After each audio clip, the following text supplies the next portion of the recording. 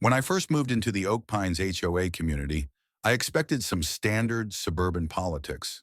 Slow-moving committees, a bit of overzealous lawn checking, and the occasional frown about trash bins left out too long. I didn't expect a full-blown feud over my personal vehicle. See, I drive a specialty government-issued SUV. It's not flashy, not lifted, not loud, but it's unique, clearly marked with state vehicle plates and an official decal on the rear bumper. As a DMV compliance official for the state, I'm responsible for field inspections, vehicle fraud investigations, and enforcement of state registration laws. My vehicle's outfitted for that job. But then there was Karen. Karen was the self-proclaimed protector of the neighborhood aesthetic. She walked around with a clipboard that may as well have been welded to her hand. One morning as I was heading out for routine inspection, I saw her standing in front of my driveway, arms crossed, lips pursed tighter than a sealed envelope.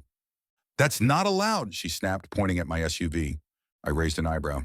"Excuse me?" "That vehicle, commercial decals.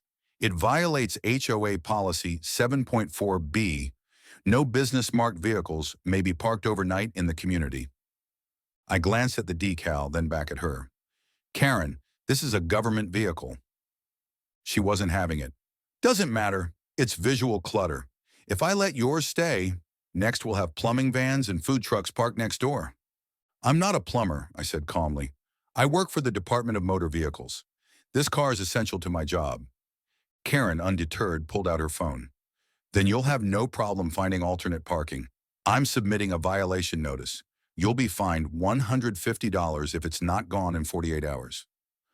I sighed. I knew the type, rigid on paper but not on reason, so I decided not to argue further. Instead, I walked back inside and opened a file I hadn't touched in months. State law and municipal code exceptions for government vehicles. The next day, I emailed the HOA board. I introduced myself as a certified DMV compliance officer, included my credentials, and explained that state law protects marked government vehicles from local HOA restrictions when used for official purposes. I attached an official opinion letter from the DMV's legal department and quoted case law that backed me up. Still, Karen doubled down. The day after, she posted a public notice on the community board.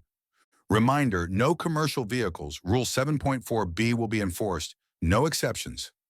That was her mistake. The following morning, I requested a formal meeting with the HOA board. I walked in wearing my DMV badge on my hip and a folder of printed regulations under my arm. Karen was there too, smug and seated right next to the president. "Let's be clear," I began.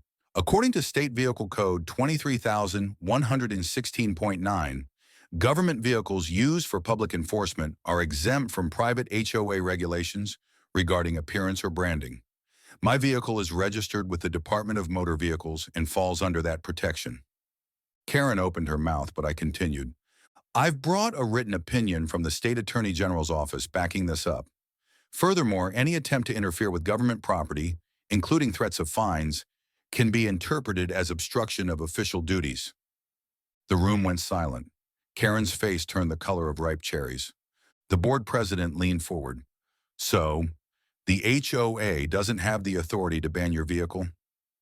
"Not only that," I added, "but if any more tampering, threats, or public defamation about my vehicle occurs, I'm obligated to report it as harassment of a government official."